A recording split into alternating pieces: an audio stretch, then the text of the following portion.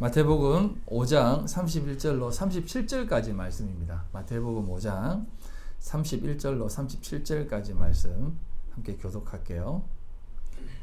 또 일렀으되 누구든지 아내를 버리려거든 이혼 증서를 줄 것이라 하였으나 나는 너희에게 이르노니 누구든지 은행한 이유 없이 아내를 버리면 이는 주로 가난한 자 또 누구든지 버림받은 여자에게 장가드는 정도 가난한 또 옛사람에게 말한 바 헛맹세를 하지 말고 내 맹세한 것을 주께 지키라 하였다는 것을 너희도 들었으나 나는 너희에게 이르노니 누구든지 맹세하지 말지니 하늘로도 하지 말라 이는 하나님의 보좌이며 땅으로도 하지 말라 이는 하나님의 발등상이며 예루살렘으로도 하지 말라 이는 큰 임금의 성임이라이요 내 머리로도 하지 말라 이는 내가 한 토막도 또 옮게 할 수 없습니다. 같이 읽겠습니다. 오직 너희 말은 옳다 옳다 아니라 아니라 하라 이에서 지나는 것은 악으로부터 나느니라. 아멘. 지난주에 한 자매의 전화를 받았습니다.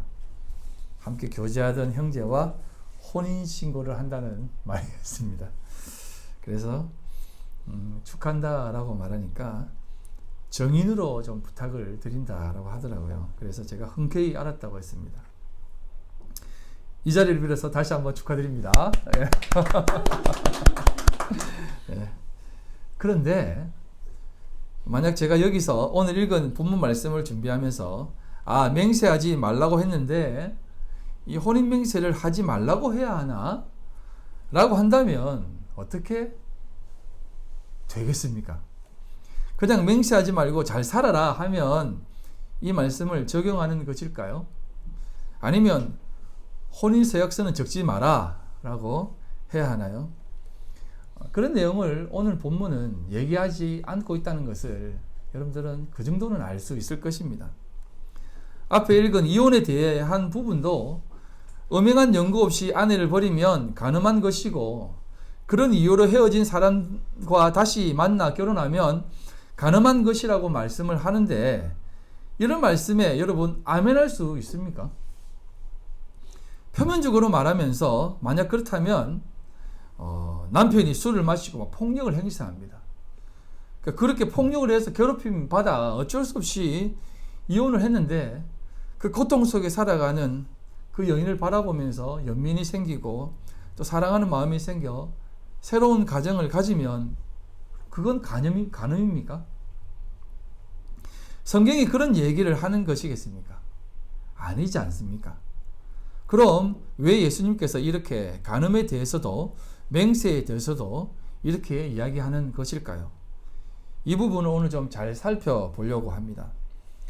우리가 그동안 성경을 볼 때에 무척 문자적으로 그 내용을 오늘 현대적 개념으로 생각을 하고 확인해 왔기 때문에 이 말씀은 이렇게 보고 저 말씀은 저렇게 보고 막 제각각으로 보았습니다.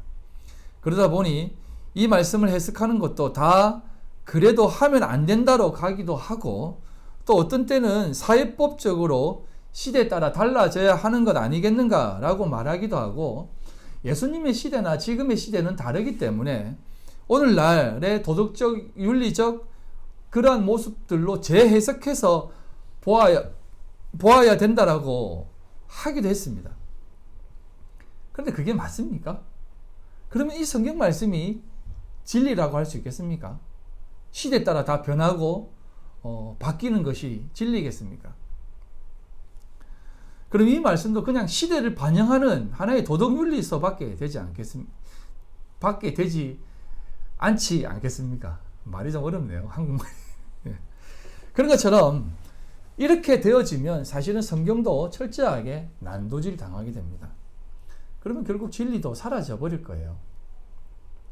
그렇기 때문에 말씀을 기록한 가장 기본적 이유를 찾지 않고 그 기준, 그 캐논이라고 하거든요. 그 잣대를 놓치고 바라보게 되면 이렇게 될 확률이 높다는 것입니다.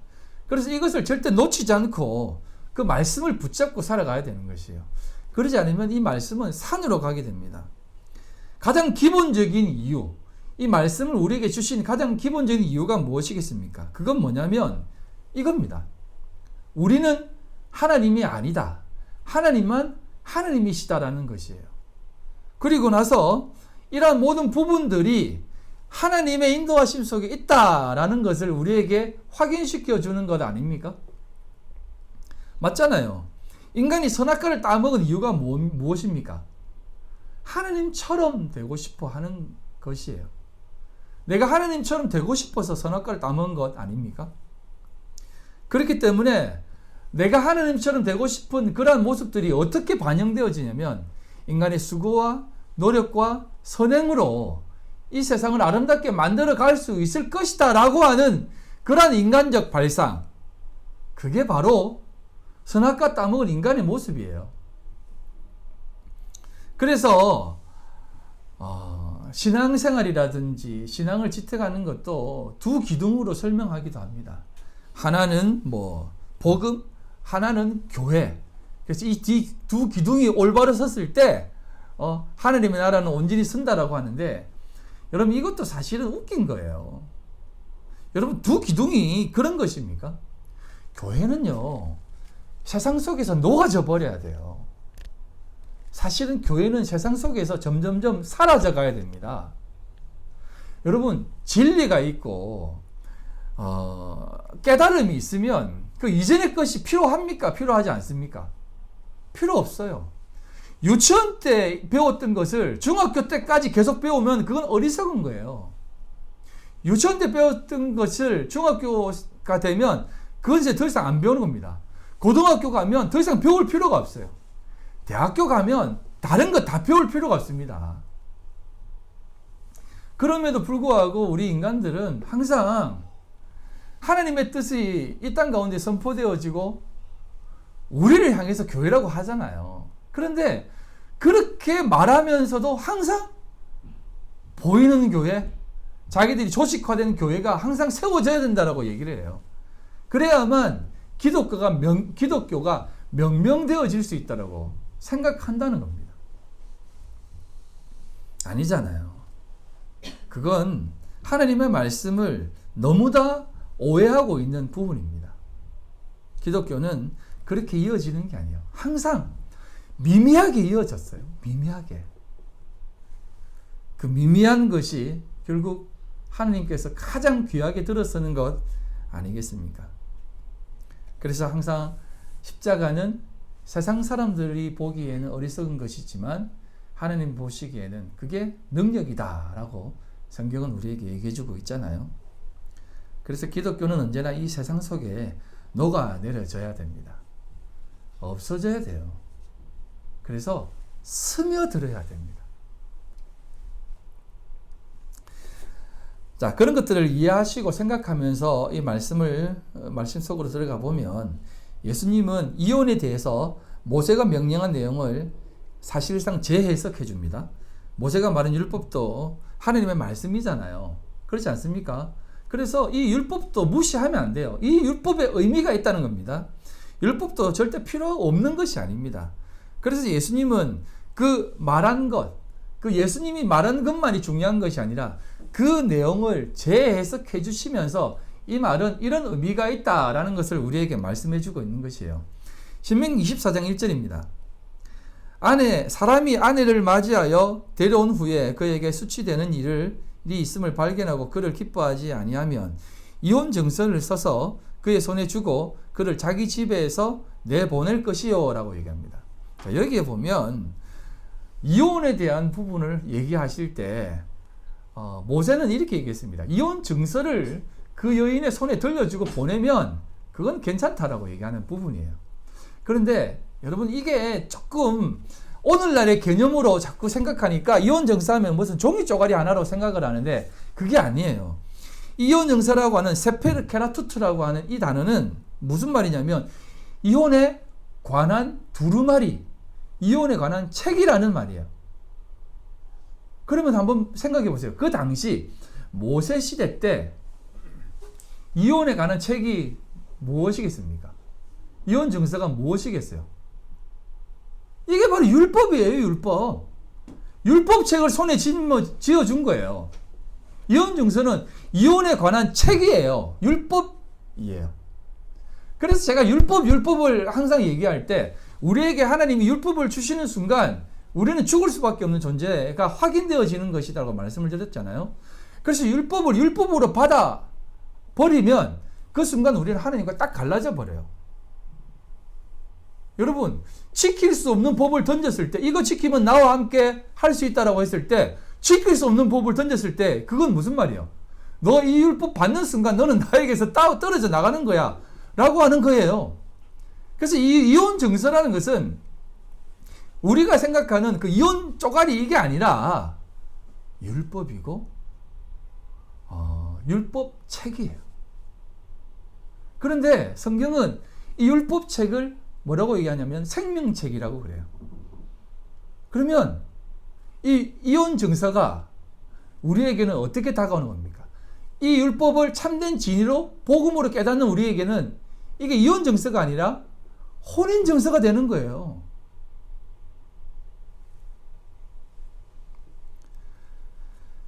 이 책은 이혼 증서가 아닌 혼인 증서, 참된 생명책을 얘기하는 것인데 이것을 받아 갈라지는 책으로 보게 되면 이게 이혼 증서가 되어버린다는 얘기를 하시는 겁니다.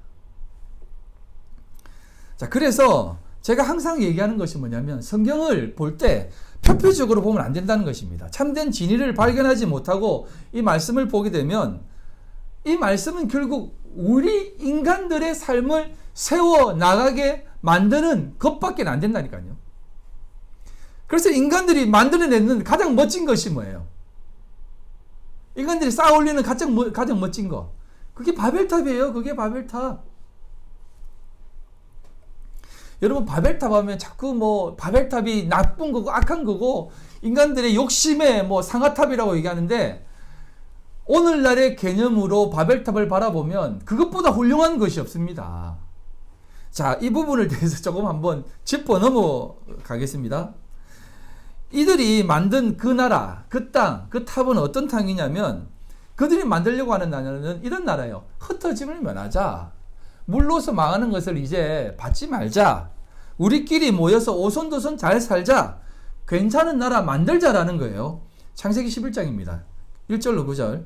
온 땅에 언어가 하나요 말이 하나였더니 이에 그들이 동방으로 옮기다가 시날 평지를 만나 거기 거류하며 서로 말하되 자 벽돌을 만들어 견고히 굽자 하고 이에 벽돌로 돌을 대신하여 역청으로 진흙을 대신하고. 자 보세요, 인간들이 멋지게 쌓아 올리는 겁니다. 자 우리 힘을 합쳐서 훌륭한 나라 한번 만들어 보자 이런 뜻이에요. 이게 뭐가 나쁜 거예요?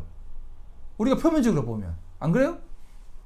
또 말하되 성읍과 탑을 건설하여. 탑은 이 당시 탑은 항상 종교적 이유로 만들어 놓는 건물이라고 말씀을 드렸습니다. 수평보다 수직이 높은 것은 종교적 열심으로 만든 거예요. 그게 종탑이고요. 자, 그래서 그 탑 꼭대기를 하늘에 닿게 하여 우리 이름을 내고 온 주변에 흩어짐을 면하자 하였더니 우리 이름을 낸다는 것은 자, 우리 인간들이 이제 더 이상 망하는 이름 만들지 말고 좀 괜찮은 이름 만들어내자. 명예롭게 살자는 뜻이에요, 이게. 그런데 5절에 여호와께서 사람들이 건설하는 그 성읍과 탑을 보려고 내려오셨더니 여호와께서 이르시되 이 무리가 한 족속이요 언어도 하나이므로 이같이 시작하였으니 이후로는 그 하고자 하는 일을 막을 수 없으리로다. 막을 수 없다는 말이 못 막는다라고 하는 말이 뜻이 아니에요.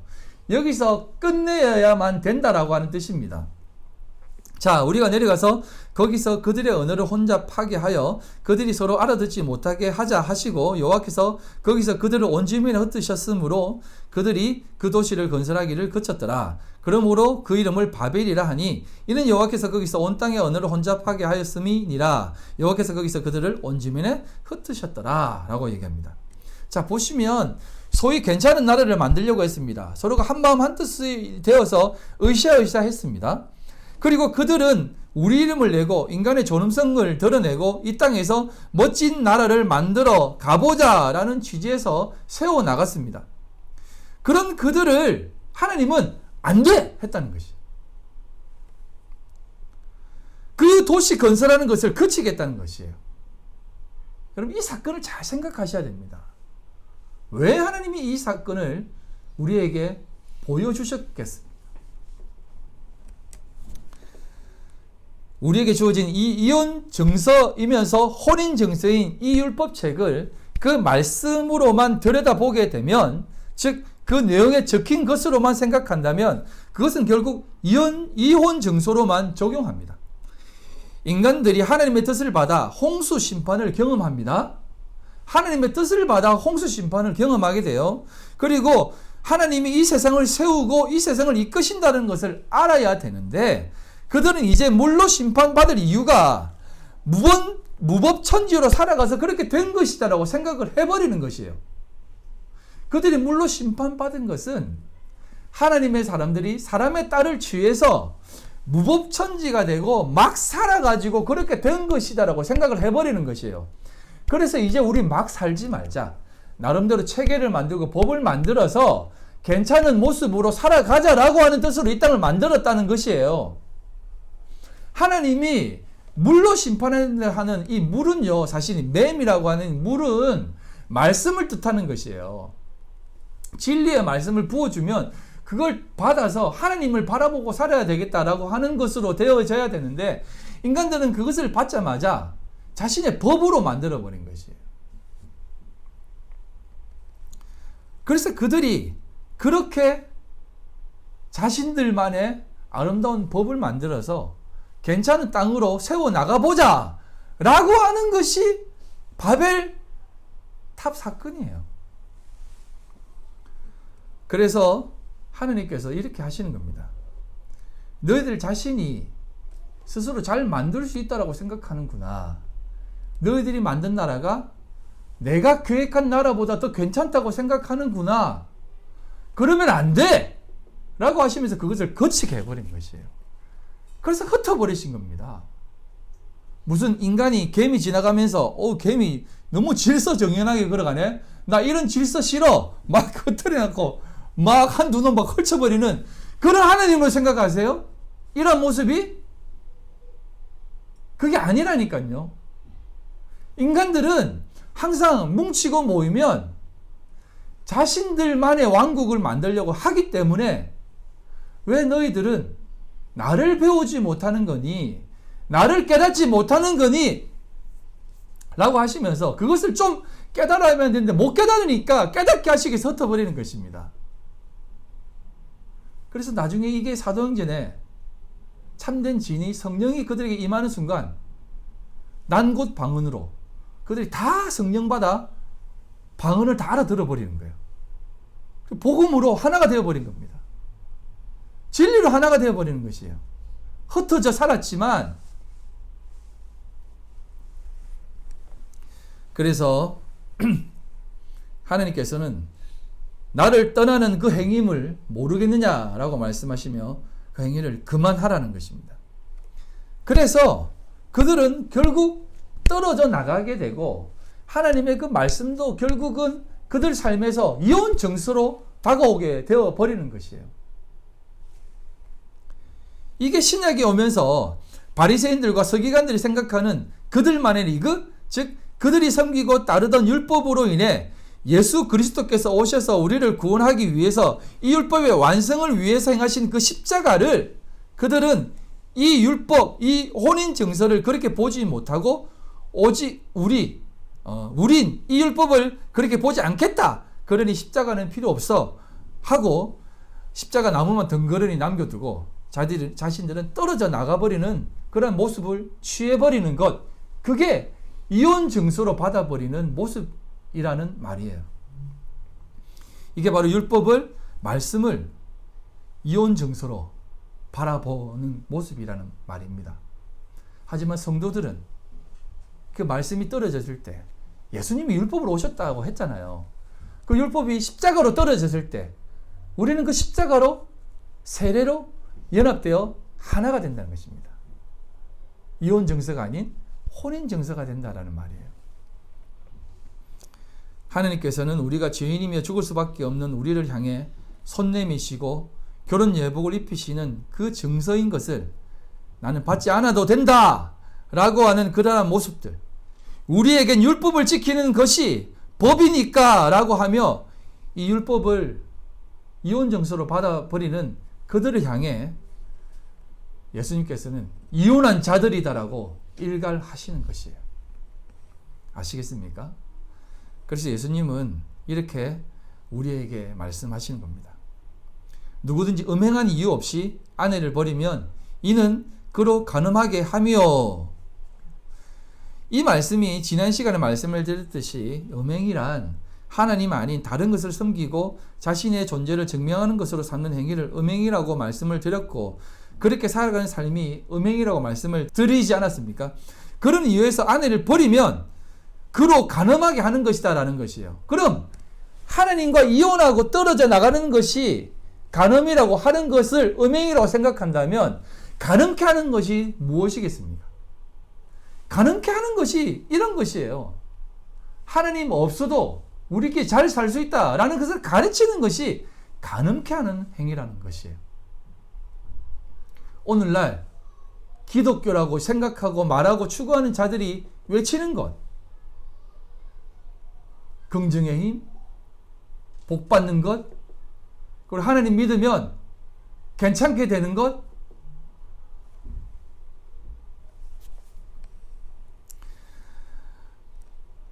정말 비진리 아닙니까? 이걸 가리키는 자들이 간음케 하는 자들이라고 우리에게 얘기해 주는 것이에요. 비진리를 전하는 이 땅의 교회, 이 땅의 인간 군상들의 모습 아니겠습니까? 참 말하기도 부끄러운데 지금도 많은 교인들이 이것을 추구하며 이게 진리인 양 쫓아가고 있어요. 제가 뭐 그들의 수고와 애씀을 뭐 비아냥되거나 무시하는 것은 아닙니다만 이건 비진리예요, 사실은. 여러분 서울역에서 막 전도하는 사람들 있잖아요. 예수 믿으세요. 예수 천당 불신지요. 뭐 심판이 임한다. 뭐 그렇게 떠드는 사람들 한번 보세요, 여러분. 여러분들이 한번 생각해 보세요. 안 믿는 사람이라고 생각해 보세요. 여러분 그렇게 한다고 예수 믿고 싶어요? 그렇게 한다고 복음이 전해진다고 생각해요? 아니 지하철역에서 예수 천당 불신지요. 스님들 머리 안 쏴고 막 이렇게 한다고 그들이 예수 믿을 것 같아요? 왜 그런 행동을 할까요? 바리새인과 서기관들이라니까요. 그들에게 이 말씀은 그런 것으로만 볼 수밖에 없다는 것이에요. 그들에게는 그게 율법이거든요. 그것으로 그들이 살아있다는 것이 확인되어지거든요. 참 좋은 예를 지난주에 또 한 분 봤습니다. 어떤 권사님이 무릎이 너무 안 좋다고 하시더라고요. 그래서 아이고 어떻게 하다가 그 무릎이 그렇게 아프십니까? 라고 하니까 성전을 사모하는 마음에서 천일 기도를 드렸대요. 그 성전을 계속 천일 기도하며 돌아다녔대요. 그래서 무릎이 다 상했대요. 이제 수준 낮은 사람들은 그러시냐고, 그렇게 기도를 열심히 하셨냐고 이렇게 말하지만 여러분 그게 여러분 미신이지 뭐예요? 그게 무당이 하는 행동이지 뭐예요? 하나님만 갖다 붙였지 그게 무슨 무당이나 하는 행동이죠. 그게 무슨 기도예요. 그래도 목사님 그리 애쓰신 분을 그렇게 폄하하면 어떻게 하십니까?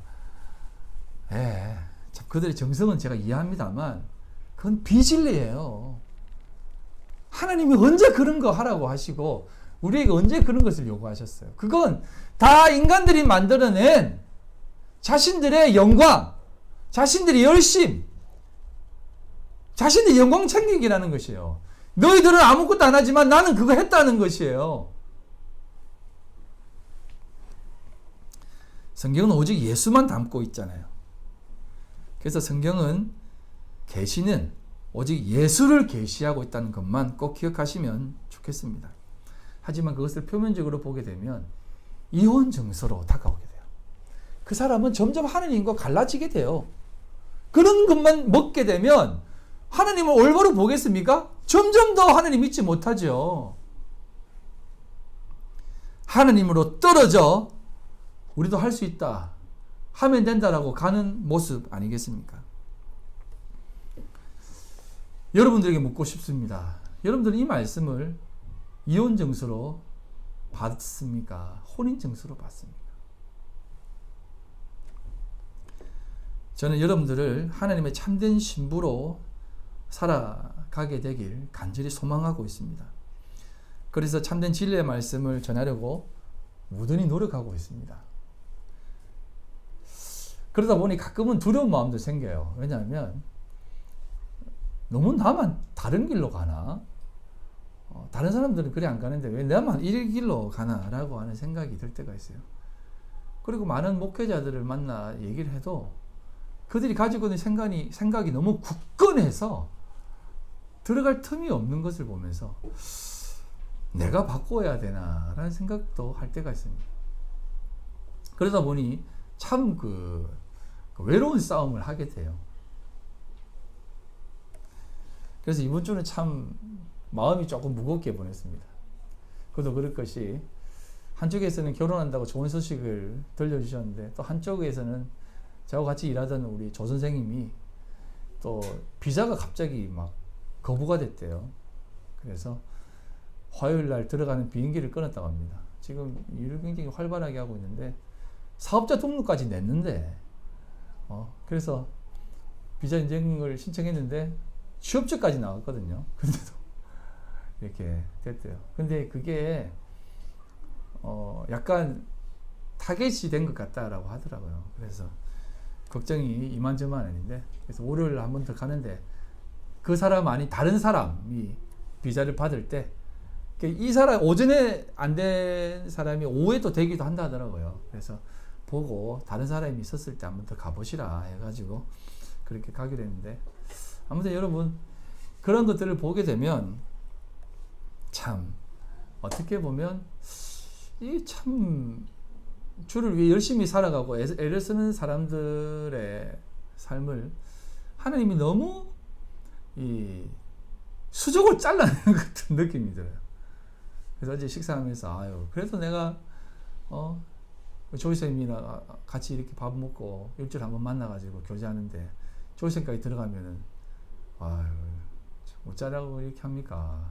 이렇게 했는데, 그래서 참 아쉽고 힘들어요.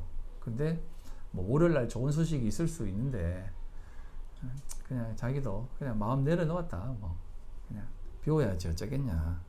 약간 그 사람의 눈빛이, 나를 바라본 눈빛이 비자를 확인하다가 너는 안 돼. 이런 투로 얘기를 했다. 그래서 그냥 뭐 우선은 나한테 연락하지 마라 하시더라고요.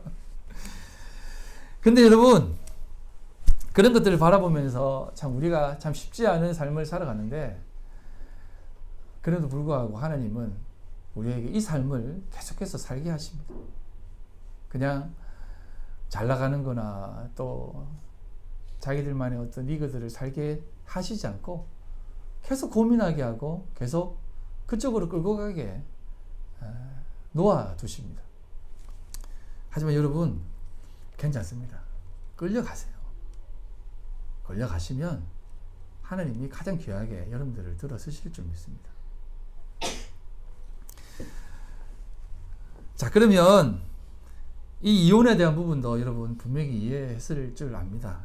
자, 그럼 두 번째 주제인 맹세하지 말라라고 하는 부분을 여러분들과 함께 나눠보려고 하는데요. 이 부분도 제가 오늘 서론만 잠깐 얘기하고 다음 주에 좀 구체적으로 설명을 들어가겠습니다. 이 부분도 우리 주님이 다시 한번 이 부분을 설명해 줍니다. 옛 사람에게 말한 바라고 얘기하는데, 이 옛 사람은 누구겠습니까? 출애굽 당시의 사람들 아닙니까? 구약 사람들입니다. 그래서 이렇게 그들에게 뭐라고 얘기하냐면 헛맹세를 하지 말고 그렇게 맹세한 것을 주께 지키라 했다는 것을 너희가 들었으나 라고 얘기합니다.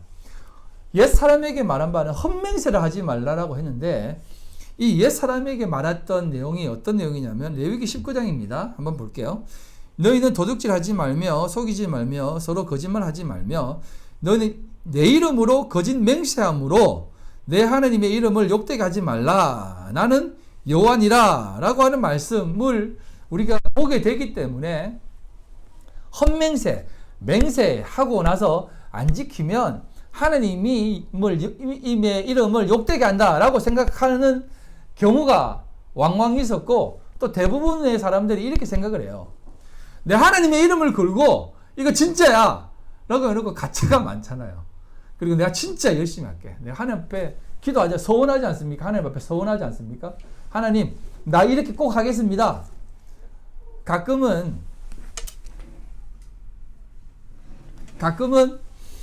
내 자식 주님 앞에 바치겠습니다. 우리 남편 예수 믿게 하면 내 자식 신학 시키겠습니다. 이런 서운하잖아요.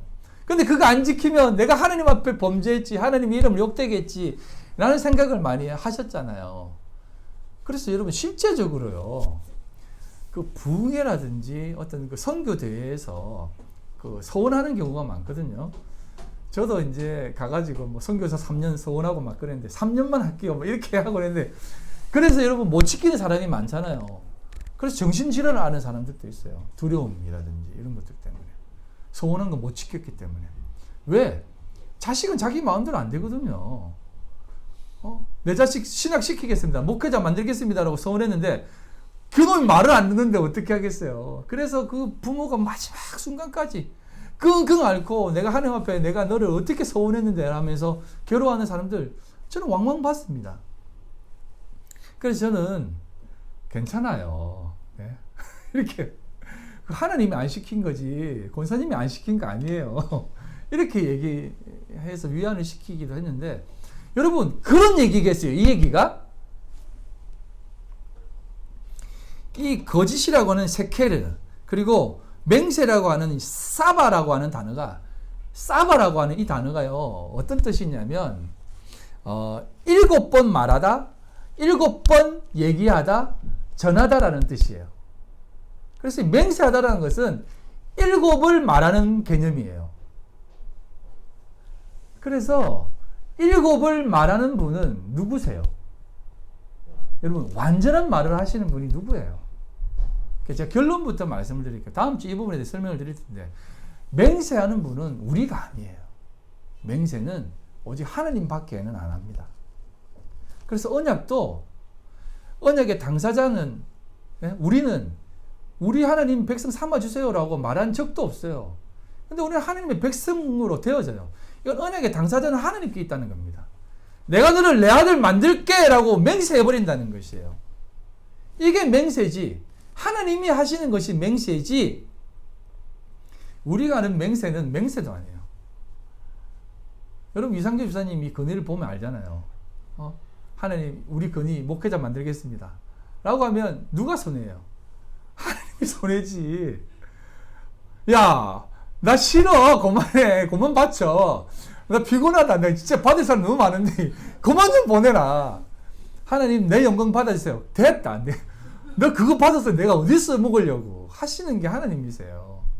근데 우리는 계속해서 하나님 앞에 영광 돌린다고 하나님 받아주세요 하잖아요. 어디서 먹으려고 받아주시라는 겁니까?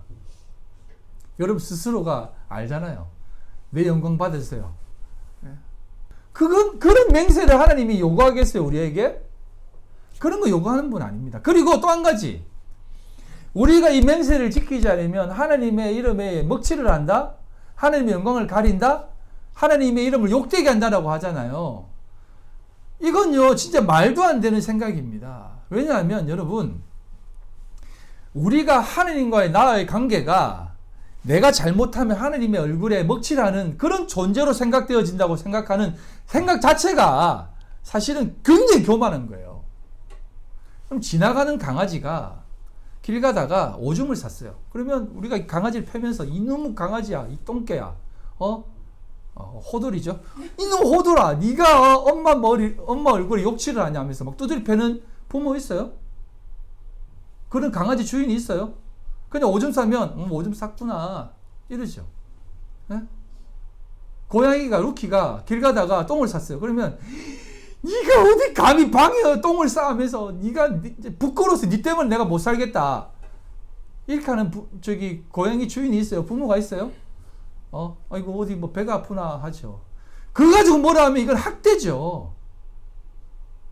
마찬가지는 겁니다. 내가 하나님 앞에 잘못하면 하나님의 영광의 얼굴에 먹칠을 한다, 똥칠을 한다 생각하는 것 자체가 여러분 나와 루키와의 관계 정도로 생각하는 거예요.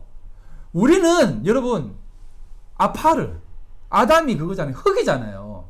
하나님은 천지 만물을 창조하시고 모든 만물을 지으시고 무소부지하시고 전지전능하신 속성을 가지신 분이에요.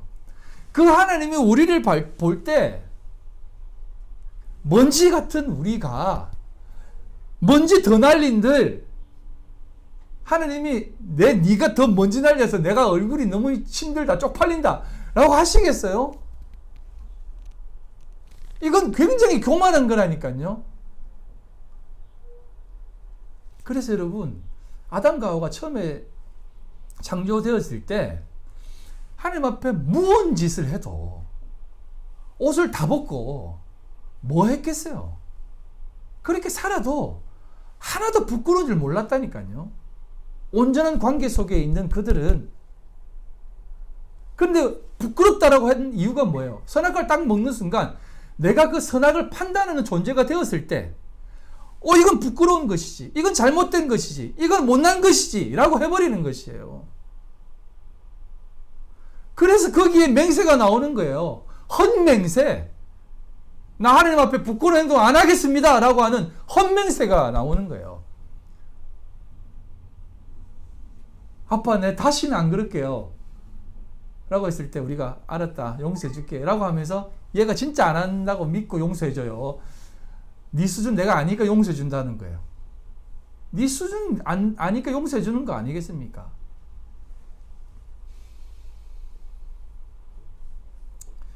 그래서 여러분, 하나님의 이 이름을 욕되게 한다라고 하는 이것을 그렇게 보시면 안 돼요. 이게 욕되게 한다라고 하는 말이 할랄이라고 하는 거거든요. 이게 다음 주에 좀 구체적으로 설명을 드릴 텐데, 이건 욕되게 한다라는 개념이 아니라 아프게 하다, 간청하게 하다, 곡해하다, 그리고 아첨하다라는 뜻이에요. 이게 뭐냐면 하나님의 진리를 왜곡시켜서 다른 모습을 취하게 하는 것을 얘기하는 것입니다. 즉 하나님은 이러한 하나님인데 그걸 하나님이 아닌 다른 것으로 자꾸 생각하게 만드는 것이 욕되게 한다는 것이에요. 내가 하나님을 더 잘 믿고 싶은데 잘 안 되네요. 부끄럽습니다. 하나님이 아니라 비진리로 나가버리는 것을 욕되게 하는 것이다라고 하는 거예요. 그래서 하나님은 우리에게 예수님이 다시 재해석해 주시는 것이 이것이에요. 도무지 맹세 좀 하지 마라. 그래서 네 가지를 두고 얘기합니다. 하늘로도 하지 말고, 땅으로도 하지 말고, 예루살렘으로도 하지 말고, 내 머리로도 하지 말라라고 얘기합니다. 하늘은 뭐예요? 하늘, 우라노스, 성전이잖아요. 높은 곳은 성전이에요. 하나님이 계신 곳이 하늘이거든요. 하늘이 어디예요? 여기 하늘이. 네? 여기도 하늘이잖아요. 하나님이 계신 곳이 하늘이에요. 그러니까 하나님이 계신 곳도 맹세하지 마라. 그것도 말도 안 된다. 땅으로도 하지 마라. 땅으로도 마찬가지. 하나님의 창조가 이 땅에 확인되어지는 곳인데 무슨 땅으로 맹세를 하느냐. 하지 마라. 예루살렘이 뜻이 뭐예요?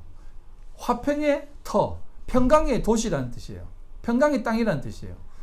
너희들이 예루살렘으로 하지 말라는 것은 뭐냐면 이런 거예요. 우리가 늘 잘하는 말 있잖아요.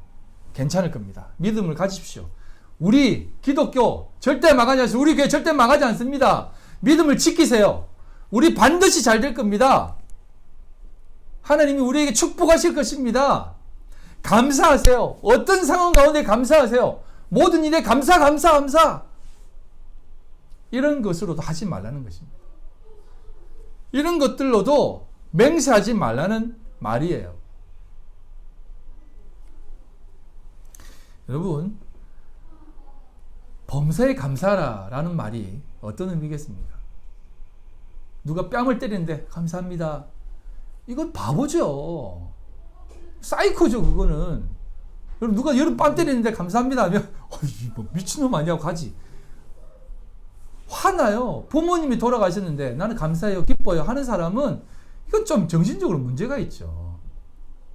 그런 것을 범사에 감사하는 것이다라고 말합니까? 아니라는 말이에요. 범사에 감사라는 것은 감사도 우리 하나님이에요. 기도도 예수님이고 감사도 예수님이고 모든 것을 예수님을 담고 살아가라는 말이에요. 그래서 예루살렘으로도 하지 말라는 뜻이 이런 뜻이 담겨져 있어요. 늘 예루살렘에는 무엇이 끊이지 않았습니까? 제사, 율법. 제사가 뭐예요? 화평케 하는 제물이 그것에 끊임없이 드려졌습니다. 화평을 이루어서 뭐예요? 여러분 지금도 유대인들이 어떻게 하는지 아세요? 예? 금식 기간 끝나면 예? 저녁에 금식 딱 끝나잖아요. 혹제일 끝나잖아요. 그러면 그 다음날 폭식해요. 그리고 금식이 다가오면 그 전에 또 폭식하고 그것만 지키면 된다라고 하는 거예요. 이슬람 라마단도 마찬가지잖아요. 그 전에 실컷 놀다가 라마단 지키고 나서 또 완전히 뭐 알잖아요. 라마단 끝나는 날 아기가 제일 많이 생긴다잖아요. 예? 그게 그들의 모습이에요. 그런 거 하지 말라는 겁니다. 머리로도 하지 말라? 너희 머리는 주님이신데 어디다 맹세하느냐라는 말이에요. 그래서 출애굽기 20장에 이런 표현을 다시 한번 옛사람에게 던집니다. 내 이웃에 대하여 거짓 증거하지 말라라고 하면서 10계명의 내용을 우리에게 다시 한번 상기시켜줘요. 그런데 이 10계명도 제가 항상 말씀을 드렸듯이 다 하나님을 담고 있고 예수님을 담고 있다고 말씀을 드렸습니다. 그러면 내 이웃에 대하여 거짓 증거하지 말라라고 하는 헛맹세한다는 것이거든요.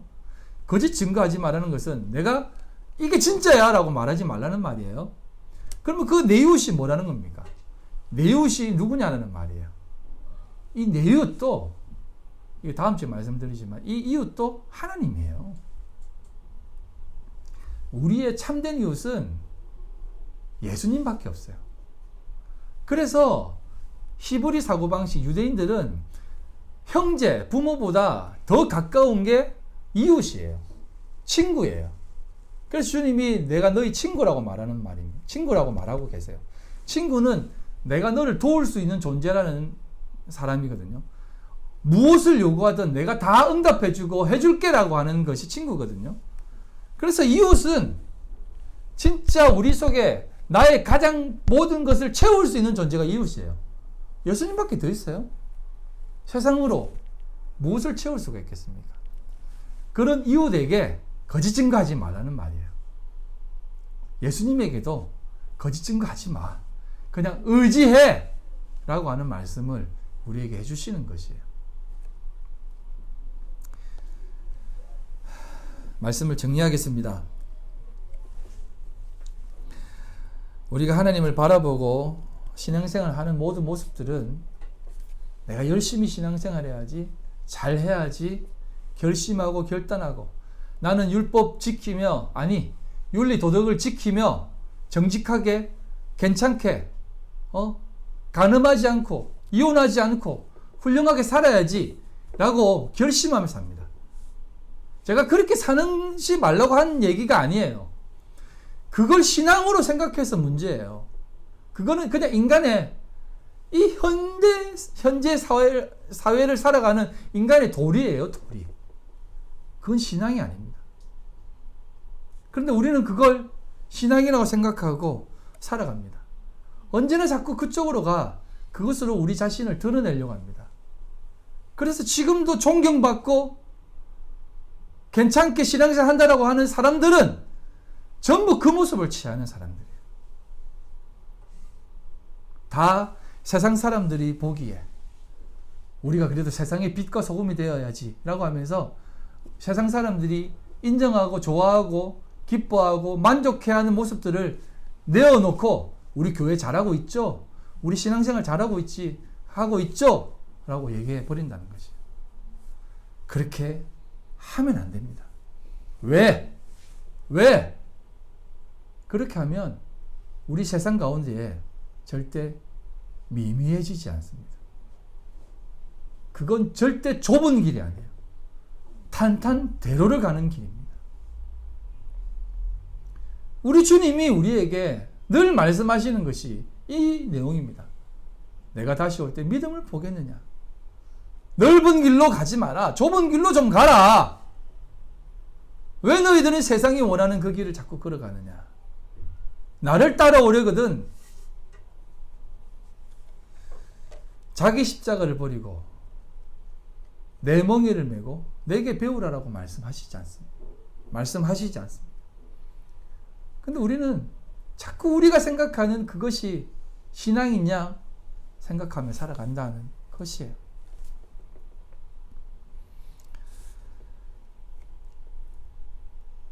우리는 늘 미미하게 살아갑니다. 세상은 참되게 살아가고 신앙을 지키며 살아가는 자들을 바라보며 콧방귀도 끼지 않습니다. 제가 이렇게 복음을 외치더라도 세상이 콧방귀를 끼겠습니까? 중국 저 변방 사람이 몇 명 모이지 않는 아름다운 교회 담임 목사인 손모 목사, 이름도 모르죠? 손모 목사가 외치는 저 말 누가 듣냐? 콧방귀도 안 낄 겁니다. 근데 여러분, 그게 우리의 삶이에요. 그게 꺼져가는 등불이에요. 하지만 그 등불로 주님은 미미하게 우리를 그렇게 들어서신다라고 하십니다. 그게 눈물을 흘리며 씨를 뿌리는 거예요. 여러분 평생 눈물 흘릴 수 있습니다. 여러분 평생 고난받을 수 있어요. 우리 평생 살면서 아플 수도 있어요. 근데 그게 신앙의 길입니다. 세상 사람들은 우리 죽는 순간까지, 아니 그들이 죽는 순간까지 눈이 튀어나올 정도로 살찌고 기름지고 때깔이 좋다라고 얘기합니다. 정말 마지막 순간까지 우리의 고열을 쪽쪽 빨아물 때까지 그들은 야 있는 놈이 더하네라고 할 정도로 우리의 고열을 쭉쭉 빨아먹을 수가 있어요. 하나님 뭐 하십니까? 라고 하는 그 고백이 튀어나올 정도로 세상은 잘 나갈 거예요. 근데 여러분 그렇게 기독교는 걸어왔어요. 진리는 그렇게 걸어왔습니다. 성경 속 역사는 그렇게 우리에게 가르쳐 주고 있어요. 근데 여러분 그걸 꼭 기억하십시오. 우리 인생은 한 편의 영화입니다. 조이 선생님이 그런 얘기를 하더라고요. 얘기하다가 이때 한번 명대사를 알려야 되는데 잘 놀다 갑니다. 이렇게. 그래서 하여튼 멋진 말은 자기가 다 한다고 내가 죽기 딱 좋은 날이네. 응? 여러분 제가 왜 얘기를 하냐면 우리 인생은 한편의 영화예요. 재벌, 권력 있는 자 다 엑스트라예요. 그 권력 속에서 늘 쫓기고 도망다니고 미미하게 진리를 전하고자 하는 그 사람들이 그 영화상에서는 진짜 힘들고 쫓기고 시궁창에서 잠을 자면서 도망다니지만 우리 하나님은 그 사람을 보면서 네가 주인공이다라고 하세요. 네가 주인공이다. 이 한편의 영화 끝나는 날 너에게 내가 모든 갈채를 쏟아지게 해줄게 라고 하시는 거예요. 그러나 그 영화 속에 있는 재벌, 좋은 차 타고 다니고 헛세 부리는 그 사람들은 일당 5만 원짜리예요. 영화 끝나고 일당 5만 원, 3일치 15만 원 받고 가세요. 다 두고 몸만 가세요. 수고했습니다. 다음 촬영 때 부를게요. 연락 기다리세요. 지옥 가서 기다리세요. 혹 압니까? 하나님이 긍휼을 베푸실지. 하지만 그 세상, 이 세상에 그렇게 고생하고 애썼지만 이 영화 끝나는 날, 이 모든 장면이 완료되는 날, 하나님의 천국 혼인잔치가 벌어지는 날, 우리를 부르실 것입니다. 세영아, 유미야, 진이야, 주희야, 준혜야, 형우야, 지혜야, 상주야, 경주야, 종아나, 강균아, 우리를 불러주실 것입니다. 그리고 우리가 가장 영광스러운 면류관을 씌워주실 거예요. 그때까지 우리 믿음 잘 지키고 걸어가십시오. 그러면 하나님은 우리에게 가장 귀한 것들로 반드시 이루어 주실 줄 믿습니다. 꼭 기억하시고 그 약속, 하나님이 우리에게 주신 그 맹세, 내가 하는 맹세 아닙니다. 하나님이 주신 그 맹세, 그 맹세를 의지하고 그 언약을 의지하고 오늘도 힘있게 살아가시는 여러분들 다 되시기를 간절히 소망합니다. 아버지 하나님, 영광과 찬송을 올려드립니다. 오늘도 죽을 수밖에 없는 저희들을 살려주시고 하나님의 자녀 삼아 이 땅 가운데 살게 해주심이 너무나 감사를 드립니다. 아버지 하나님, 인도해 주시옵소서. 우리를 자녀 삼아 주시마, 내 백성 삼아 주시마 라고 우리 손 꼭 붙잡고, 아니 우리의 심장을, 우리의 창자를 붙잡고 계시는 하나님의 그 맹세 다시 한번 의지하고 나아가오니 아버지 하나님, 우리를 꼭 붙잡아 주시옵소서. 흔들리지 않고 주님 붙잡고 나아가는 저희들의 삶이 다 되게 하여 주시옵소서. 오늘도 주님 앞에 나올 때에 빈손 들고 나오지 않고 주님 앞에 힘을 다하여 겸손히 주님 앞에 드립니다. 하나님 기뻐 받아 주시옵소서. 이 드린 손길 기억해 주시고 하나님 그 손길 위에 놀라운 은혜 채워 주시옵소서. 이 물질이 사용되어지는 곳마다 하나님의 영광만 오롯이 드러날 수 있도록 주여 기름 부어 주시옵소서. 하나님 기뻐 받아 주시옵소서. 지금은 우리 주 예수 그리스도의 극하신 은혜와 아버지 하나님의 극진하신 사랑하심과 성령님의 교통인도 역사 충만하심이 오늘도 주님 앞에 겸손히 내 수족 다 잘려 하나님의 그 강력하신 온전한 오른손에 붙들림 받아 살아가기로 결심한 우리 모든 성도들 머리와 그들의 가정과 직장과 사업과 삶의 터전 위에 지금으로부터 영원토록 함께 있을지어다. 아멘.